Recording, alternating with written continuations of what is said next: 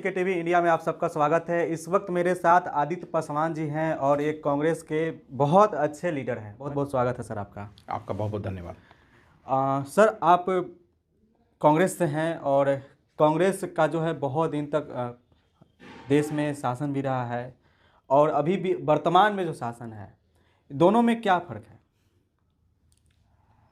अब देखिए, लोग उपलब्धि अगर गिनाने की बात आएगी तो कांग्रेस के लिए उपलब्धि गिनाने में तो बहुत लंबी लिस्ट है।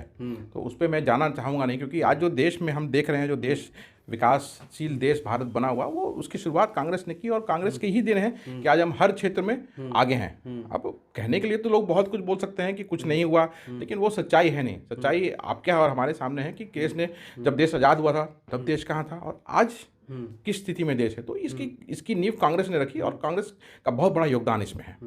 आप बिहार में आपका राजनीतिक ज़्यादा सक्रिय रहता है, तो बिहार की अगर बात करें तो बिहार कैसे डेवलप होगा? बिहार की दुर्दशा अभी जो है बहुत ही ख़राब है। कहीं किसी को दवा की ज़रूरत होता है, जो गरीब व्यक्ति हैं उनको सही समय पर दवा नहीं मिल पाता, इलाज नहीं हो पाता है।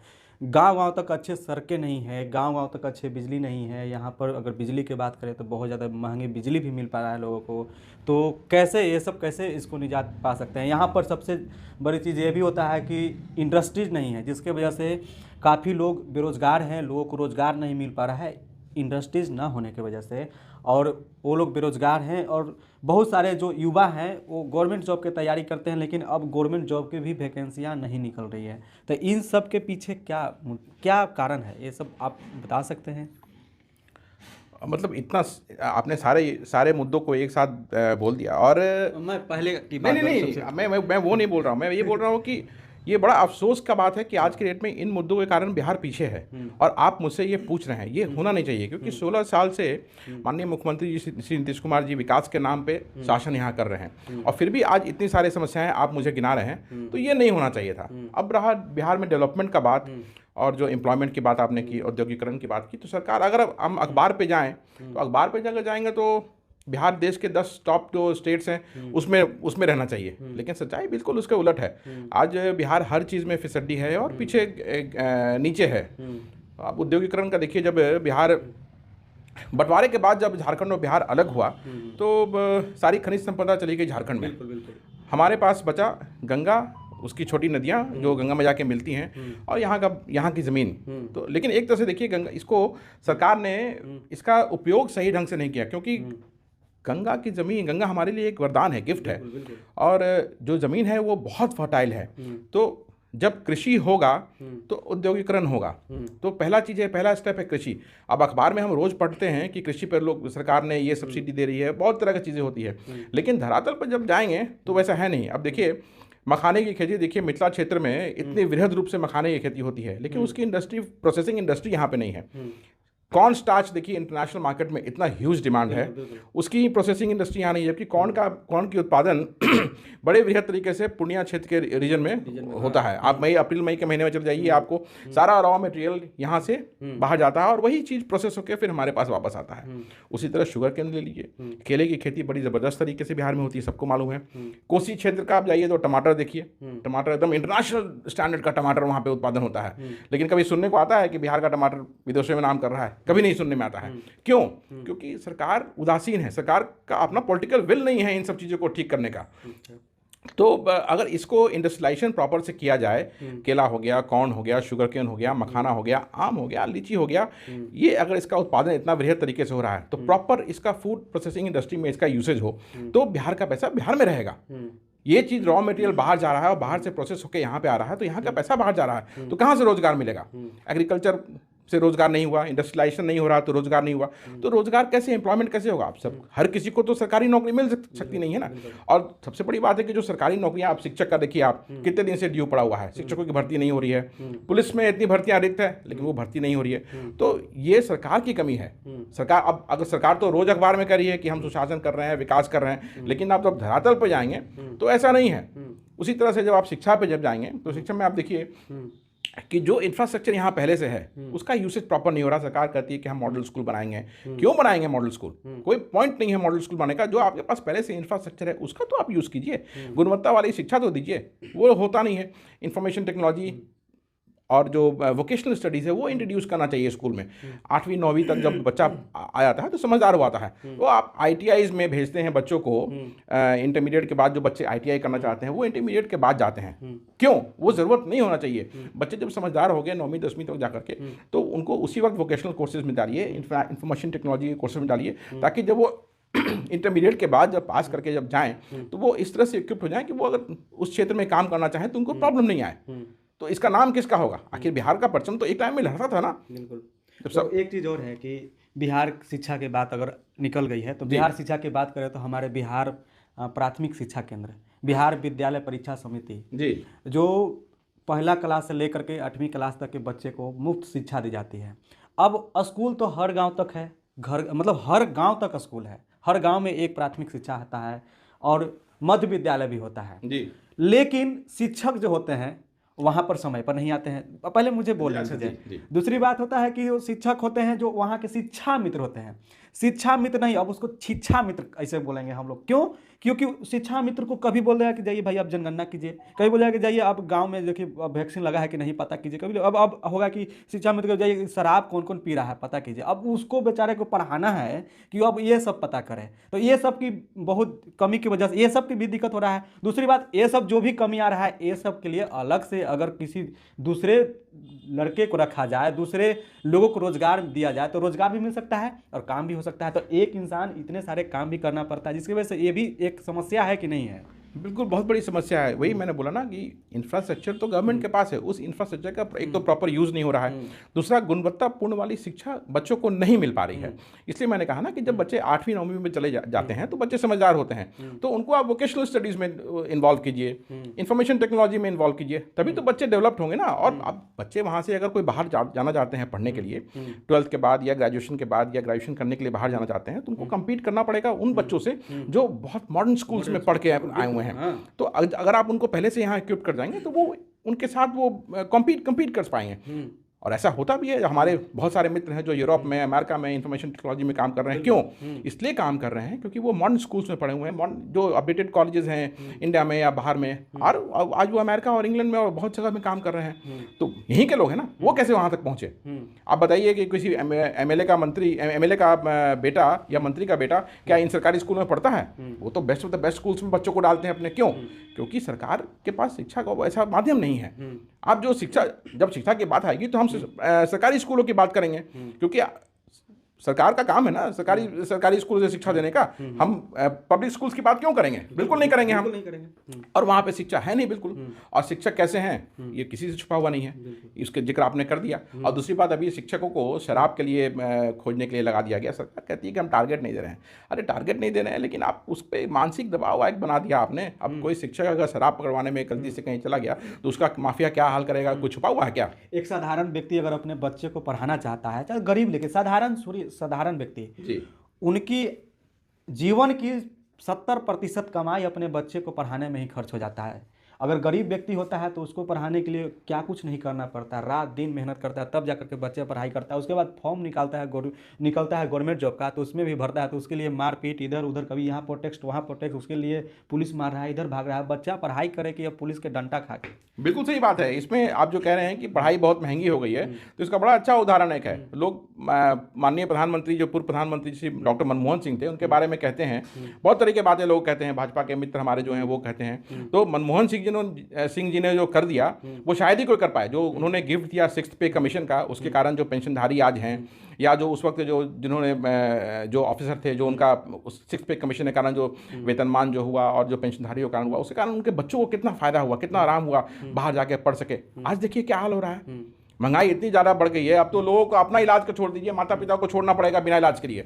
ये स्थिति थोड़े दिन में आ जाएगी। महंगाई का ये आलम हो गया है। और सरकार क्या कर रही है? आज सिर्फ रोज पेपर में नए नए अनाउंसमेंट हम देखने को आते हैं। तो बिहार में देखिए बहुत इमेंस कैपेबिलिटी है हर चीज़ में आगे बढ़ने के लिए, लेकिन पॉलिटिकल विल होना चाहिए, जो यहाँ पे नहीं है। अब बिहार देखिए सूफी संत और महात्माओं की धरती रही हुई है। टूरिज्म में कहाँ डेवलप कर पा रहा है? चंद्रगुप्त मौर्य और सम्राट अशोक की धरती रही। जी बिल्कुल। एक समय यही मगध का धरती था, बिहार था, जी, जो पाकिस्तान से लेकर अफगानिस्तान तक पूरा वही मैं साम्राज्य कहा ना था। कि सूफी संत दुनिया और में सबसे शक्तिशाली साम्राज्य था, बिल्कुल। लेकिन आज कहाँ गिर चुका है? बिल्कुल। यहाँ की पूरे भारतवर्ष में सबसे पिछड़ा स्थान आता है, बिल्कुल, यही बिहार बिल्कुल। को। बिल्कुल, इसी तो मैं कहा ना कि बिहार सूफी संत और महात्माओं की धरती रही हुई है, और उस हिसाब से अगर टूरिज्म में भी इसको डेवलप करना चाहेंगे वो पुरानी ऐतिहासिक धरोहर को लेकर के, तो हम बहुत आगे बढ़ सकते हैं। आप बताइए, बुद्ध सर्किट के नाम पे मुख्यमंत्री जी ने चुनाव में वोट मांगा और सफल भी हुए, लेकिन बुद्ध सर्किट क्या बन पाया? आज बुद्धा यूनिवर्सिटी सांची में चला गया, चाइना जापान श्रीलंका पैसा लेके बैठा हुआ है, लेकिन बिहार उसका उपयोग नहीं कर पाया, बिहार में पैसे नहीं दे पाया। अब वो कहेंगे नालंदा यूनिवर्सिटी के बाद, तो नालंदा यूनिवर्सिटी तो पहले से आपका था, वो आपके पास था, आपका कर्तव्य है उसको डेवलप करना। हाँ, लेकिन जो नई चीजें आनी थी वो आप नहीं ला पाए। क्यों नहीं ला पाए? पॉलिटिकल विल होनी चाहिए थी, वो यहाँ भी फेल कर गए। अब सवाल ये आता है, इतने सारे तो बातचीत हम कर लिए, आप भी लीडर हैं जी, कांग्रेस से हैं, तो आपके क्या प्लान है? आप कैसे, अगर आपके अनुसार अगर बातचीत किया जाए तो आपके अनुसार कैसे हम बिहार को बदल सकते हैं, कैसे बिहार को बदला जा सकता है? जैसा कि मैंने आपको बताया कि गुणवत्तापूर्ण वाली शिक्षा बहुत ज़रूरी है, वो अलग डिफरेंट स्टेप्स में उसको करना होगा। जैसे मैंने आपको बताया कि वोकेशनल स्टडीज़, इंफॉर्मेशन टेक्नोलॉजी, वो ऐड करना होगा बच्चों के करिकुलम में। आप बताइए, बिहार विद्यालय का जो परीक्षा समिति का जो कोर्स है बिहार का, वो अपडेटेड कब हुआ था? बहुत सालों से अपडेट ही नहीं हुआ है, तो क्या बच्चे पढ़ेंगे? अपडेटेड कोर्स होना चाहिए, कोर्स को अपडेट नहीं किया था वो। प्लस अब आप इंडस्ट्रीज़ पे जाएंगे तो इंडस्ट्रीज़ को, जैसे मैंने आपको बताया कि बिहार में यहाँ पे हम लोग एग्रो बेस्ड ही काम कर सकते हैं। एग्रो बेस्ड को हम लोग उसमें डेवलप कराने के लिए लोगों को आगे करेंगे, उनको उसमें लोन्स दिया जाएगा, उनको उसके लिए स्किल ट्रेनिंग दी जाएगी। अब बिहार सरकार कहती है कि हम छोटे उद्यमियों को 5 लाख 10 लाख रुपया देते हैं और उसमें सब्सिडी देते हैं, उससे बहुत सारा 90% पैसा बिहार सरकार का डूब जा रहा है, या बैंकों का ये पैसा डूब जा रहा है, और बैंक का एनपीए रेट्स बहुत ज़्यादा हाई है बिहार में। क्यों? आप पैसा दे रहे हैं लेकिन उसको उस सेक्टर में स्किल नहीं है, उसके पास स्किल की ट्रेनिंग नहीं है, तो ग्रीवांस सेल, आपका पब्लिक सेल जो है वो वीक है। जब तक आप उसको ट्रेन नहीं करेंगे, लोन तो आपने दे दिया लेकिन उसको ट्रेन उस चीज़ के लिए, यूनिट के लिए नहीं कर रहे हैं, तो कैसे वो काम करेगा? तो वहाँ पे वो फ्लॉप कर जाता है, सरकार का पैसा भी डूब रहा है। नुकसान किसका हो रहा है? हमारा आपका नुकसान हो रहा है, क्योंकि पैसा टैक्स पेज का है। तो वो प्रॉपर एक तरीका होना चाहिए हर चीज़ का। वो सिर्फ वोट की राजनीति को चमकाने के लिए कि हम उद्यमियों को, छोटे उद्यमियों को विकास करने के लिए या अपने पैरों पे खड़ा होने के लिए पैसा दे रहे हैं, वो कर देने से नहीं होगा। वो पैसा आपका डूब जा रहा है, तो ना सरकार का पैसा रहा, न जो पैसा लिया उसका रहा, तो कोई इसका कोई पॉइंट नहीं है। तो अब वहाँ पे वो एक तो हमारे बिहार में उद्यम जो भी है, कारखाना लग नहीं रहा है, छोटे छोटे व्यवसायिक कारखाना लगाना नहीं चाह रहे हैं। क्यों नहीं लगाना चाह रहे हैं, इस चीज़ को आपको जानकारी है? देखिए, हर समय हम लोग देखते हैं, छोटा हो या बड़ा हो, कारखाना तो कोई भी नहीं लग रहा है। अब अभी परसों अखबार में आया था कि माननीय उप मुख्यमंत्री मुंबई गए हुए थे इंडस्ट्रीज को इनवाइट करने के लिए। तो ये हर साल होता रहा, पिछले 16 साल से हम देखते आ रहे हैं लगातार। कभी माननीय पूर्व उप मुख्यमंत्री सुशील मोदी जी का जाते थे, कभी कोई और जो भी रिस्पॉन्सिबल रहा उस पद पे वो जाता रहा। अब आप बताइए कितने इंडस्ट्रीज बिहार में आए? नहीं आए। क्यों नहीं आए? इस पे लोग सोचते हैं, कभी मुख्यमंत्री जी कहते हैं कि हम विकास कर रहे हैं। अरे किस तरह का विकास है जब आपके यहाँ इंडस्ट्रीज ही नहीं लग रहा है, एम्प्लॉयमेंट आप जनरेट नहीं कर पा रहे हैं? तो कहाँ गलती है, ये आपको खोजना होगा। अगर हम चैनलों पे आकर रोज रोज ये बताएंगे तो इसमें बिहार की बदनामी भी तो हो रही है। बिल्कुल। तो ये चीज़ नहीं, क्योंकि political will, we are lacking political will. वो पॉलिटिकल विल नहीं है डेवलप करने के लिए, वोट की राजनीति को चमकाने के लिए किया रहा है। अब एग्रीकल्चर देखिए, आप जो फूड प्रोसेसिंग इंडस्ट्री में आप बताइए कितना इंडस्ट्रीज यहाँ पे है, सारा चीज़ बाहर चला जा रहा है। बिल्कुल। तो जब तक वो डेवलप नहीं करेगा कैसे होगा, एम्प्लॉयमेंट जनरेट कैसे होगा? जिसमें कृषि का जितने भी कच्चे माल होते हैं सारे बिहार से ही जा रहे हैं, अधिकतर बिहार से जा रहा है। सब कुछ, चाहे वो मखाना ले लीजिए, चाहे वो कॉर्न ले लीजिए, केला ले लीजिए, लीची ले लीजिए। लीची को जीआई टैग भी मिल चुका है जी, लेकिन वो बिहार में नहीं है, वो आता है बिहार में प्रोसेस होकर के, उसी चीज़ को हम लोग 4 गुना 5 गुना में फिर से खरीदते हैं और वो पैसा फिर बाहर जाता है। यानी कि हमरे सामान, हमरे लीची, जी वही हो रहा है, दुगना दाम में खरीदना पड़ता है। जी। और आज देखिए, अब मेडिकल इंफ्रास्ट्रक्चर की बात हम करते हैं तो देखिए क्या हाल बिहार का है मेडिकल। आपने कोरोना में देखा, बिल्कुल देखा, किस तरह से लोग वापस आए और बिना ऑक्सीजन का, बिना बेड का, बिना दवाई का कितने लोगों की मृत्यु हुई। तो इसके लिए जिम्मेवार कौन है? 16 साल से आप सरकार में हैं, आपने मेडिकल इंफ्रास्ट्रक्चर को ठीक नहीं किया, दुरुस्त नहीं किया, अचानक से आपदा आ गई, सब कुछ सामने आ गया। तो वो नहीं है, क्योंकि यहाँ पे बिल्डिंग्स हैं, बिल्डिंग जो पुरानी बिल्डिंग है वही बिल्डिंग चल रही है। अच्छे डॉक्टर्स की भी कमी है, क्योंकि डॉक्टर्स जो अच्छे होते हैं वो सब बाहर चले जाते हैं। तो आप डॉक्टर्स को रिटेन कीजिए यहाँ पे। आप पब्लिक हेल्थ सेंटर जो है, कम्युनिटी हेल्थ सेंटर जो है, जो छोटे छोटे डिस्ट्रिक्ट्स में है, उसको आप अपडेट कीजिए। वो अपडेटेड नहीं है, आप जाके देखिए दूर दराज के इलाके, आप लोग तो पत्रकार हैं, आपको जाकर देखना चाहिए कि दूर दराज के इलाकों में पब्लिक हेल्थ सेंटर और कम्युनिटी हेल्थ सेंटर का क्या हाल है। देखा हूँ मैं, वहाँ पर गोबर ठोका जाता है। जी, पीएचसी सेंटर है ना, जहाँ पर गोबर ठोका दीवार होता है, दीवार पर। इंफ्रास्ट्रक्चर का हार्ट है आपका, सोल है पीएचसी सीएचसी जो छोटे जगह है, वहीं से पहला प्राथमिक इलाज उसका होगा, उसी की बुरी व्यवस्था है। तो अब वो भी आप 16 साल में ठीक नहीं कर पाए, तो किस लिए आप सत्ता में हैं? तो इन सब चीजों पे कौन ध्यान देगा? जो सत्ता में आप हैं, या तो आप हट छोड़ दीजिए, आपसे अगर नहीं हो रहा तो। सिर्फ आप पेपर में बोल रहे हैं कि हमने ये किया वो किया, रोज नई बातें आ रही हैं, अगर आपसे नहीं हो पा रहा तो छोड़ दीजिए, इस्तीफा दे दीजिए, दूसरा कोई करेगा। पब्लिक ने आपको रिजेक्ट कर दिया है, क्योंकि 40 सीट मात्र आपको पब्लिक ने दी, बिहार की पब्लिक ने दिया, और आप जोड़ तोड़ करके वहां बैठे हुए हैं। तो माननीय मुख्यमंत्री जी, ये आपका धर्म है, आपका कर्तव्य है, जिसलिए बिहार की सत्ता पे आपको बिहार ने सत्ता दिया, तो वो उसको आपको आपका कर्तव्य है कि आप ठीक करें, दूसरा कोई नहीं करेगा। बार बार लोग बोलें या मैं बोलूँ या कोई भी बोले, एक तो ये बात सही भी नहीं है कि इतनी सारी चीज़ें हम लोग बार बार इंगित कराएं कि बिहार में ये कमियां हैं। ये तो बहुत दिन से चला आ रहा है, ये बहुत दूर तक आवाज़ चला जाता है, लोग भी देखते हैं तो बोलते हैं जी। क्या बिहार में कुछ नहीं है जी। लोग को भी लगता है कि सच में कुछ नहीं है। अब मुझे भी बोलने से बहुत सारे लोग देख लेते हैं, तो देखने से कहीं ये ना कहीं आपकी हमारे खुद की बदनामी है ना। बिहार की बदनामी है, हमारी बदनामी है, क्योंकि हम भी इसी माटी से बिलोंग करते हैं, इसी जी। धरती के हैं, तो हम सबको बदनामी होती है। लेकिन कमी तो है, और इस कमी को सुधारना हम ही लोग को है। कमी बिल्कुल है बिहार में, और बहुत सारी कमियां हैं, और कमी हम तो डिफरेंट प्लेटफॉर्म पर जाके बोल रहे हैं और बोलते रहेंगे, आवाज़ को बुलंद करते रहेंगे जब तक बदलाव नहीं दिखाई देगा। और हमारा फर्ज है, मैं कहता हूं कि हर किसी का फर्ज है, और उसको बोलना चाहिए, अपनी आवाज़ को बुलंद करनी चाहिए कि बिहार में बदलाव हो और सही में विकास हो। सिर्फ कह देने से कि विकास है, प्रगति है, सुशासन है, कहाँ है? धरातल पर दिखाइए मुझे। आप बता दीजिए कि मेडिकल इंफ्रास्ट्रक्चर बिहार का बढ़िया है, एजुकेशन सिस्टम बढ़िया बिहार का है, इंडस्ट्रियलाइजेशन बिहार में है, लॉ एंड ऑर्डर बढ़िया बिहार में है, कहाँ है? आप बताइए, पटना शहर के बीचों बीच बाकरगंज मार्केट से दिन दहाड़े 14 करोड़ की लूट हुआती है, थाने से 200 मीटर की दूरी पर, बिल्कुल, जहाँ चलने का भी जगह नहीं रहता है। तो आप लॉ एंड ऑर्डर की बात कर रहे हैं, आप पेपर उठा के देखिए, हर दिन हर तरह का क्राइम आपको एक ही दिन दिख जाएगा। तो कहाँ है? लॉ एंड ऑर्डर ध्वस्त हो चुका है बिल्कुल, आज कोई भी सुरक्षित नहीं है, कह देने से नहीं होता है। तो अब ये बदलाव बिहार में जरूरी है, और इसके लिए हम लोग संघर्ष करेंगे, और जब तक बदलाव नहीं होगा हम लोग संघर्ष करते रहेंगे। बिल्कुल। बाकरगंज की बात करिए तो बाकरगंज में तो लूट हुआ ही है, जो ज्वेलरी था 14 करोड़ की, लेकिन बाकरगंज अब ऐसा इलाका है जहां पर चलने के लिए जगह नहीं मिलता। अब वहां पर 4 व्हीलर के लिए अलाउ किया गया है, वहां पर मार्केटिंग इलाका है, सिर्फ मार्केट होना चाहिए, लोग पैदल गाड़ी बाहर पार्क करें, पैदल करें, यही भी अगर व्यवस्था हो जाता तो कितना अच्छा हो जाता है। लेकिन ये सब चीज़ नहीं है, जिसकी वजह से दुकानदार को साथ साथ परेशानी होता है, व्यवसाय कर्मी को परेशानी होता है, साथ ही साथ पब्लिक को भी परेशानी होता है। ये सब जो मैं आप लोग को दिखलाया, अभी मेरे साथ है आदित्य पासवान जी थे, और इन्होंने बताया कि क्या क्या हमारे बिहार में परेशानी है, क्या क्या दिक्कत है। वही है, परेशानियाँ वही है, जगह का नाम अलग अलग है, उसको एक जगह हम संगठित करके देखेंगे तो बिहार परेशान है। बिहार परेशान है, चाहे वो गोपालगंज हो, चाहे वो छपरा हो, चाहे वो वैशाली हो। सिर्फ पटना जिले को आप अगर ठीक कर देंगे तो उससे आपकी छवि अच्छी नहीं हो सकती है। आप पूरे बिहार के मुख्यमंत्री हैं, सिर्फ आप क्या पटना गया मुजफ्फरपुर के मुख्यमंत्री हैं क्या? वैसा नहीं है, आपको पूरा बिहार को देखना है। और आप जाकर देखिए, सुदूर के क्षेत्रों में जाकर देखिए, आप सीमांचल के क्षेत्रों में चले जाइए, अगर किसी को कुछ अगर प्रॉब्लम हो जाता है स्वास्थ्य के लेकर के, इमरजेंसी कुछ आती है, तो वहाँ कोई ऐसी व्यवस्था नहीं है कि वो आदमी बच सके वहाँ पे। पटना आते आते मर जाएगा वो, है कि नहीं? तो अब इट्स हाई टाइम कि अब ये चीज़ें, इन चीज़ों पे बात ना होके इस पे काम होना चाहिए, और बिहार को बदनाम होने से अब बचाइए। बिल्कुल। माननीय मुख्यमंत्री जी, मैं हाथ जोड़ के कहता हूं कि बिहार को बदनाम होने से बचाइए। बिहार बदनाम हो रहा है क्योंकि 16 साल में जो होना चाहिए था वो नहीं हुआ। 16 साल में बिहार को बहुत आगे निकल जाना चाहिए था, तो एक टाइम था बिहार ज्ञान की घाटी थी, और यहाँ के लोगों का नाम होता था, हर जगह हम अपना परचम लहराते थे। आज क्या हो गया? आज क्या कारण है बताइए आप? यहाँ से एक लोग निकले हैं, चाहे वो जयप्रकाश हो गए, डॉक्टर राजेंद्र प्रसाद हो गए, राष्ट्र कवि रामधारी सिद्धिनकर, सब इसी धरती के हैं, सब इसी मिट्टी के हैं। आज क्या हो गया? क्या कारण है? कुछ तो कारण होगा ना।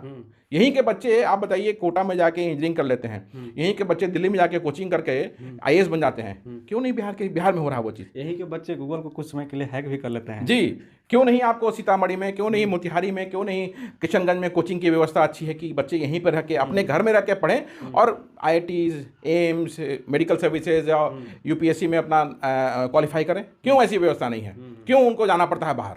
तो ये कौन सुधारेगा? माननीय मुख्यमंत्री जी, नीतीश कुमार का ही काम है सुधारना ना। हमारे पास तो वो संसाधन नहीं है कि हम कर सकें, ये सरकार का काम है, तो सरकार ये नहीं कर रही है, और ये करना चाहिए, इसलिए सब लोग परेशान हैं। तो ये बात है। अब देखिए, अब बिहार, हम तो चाहेंगे कि बिहार का अच्छा हो और बिहार सुधरे, बिहार विकास करे, सही तरह से प्रगति करे, हमारी यही अपेक्षा है। अब देखिए आगे कैसे क्या होता है। बिल्कुल।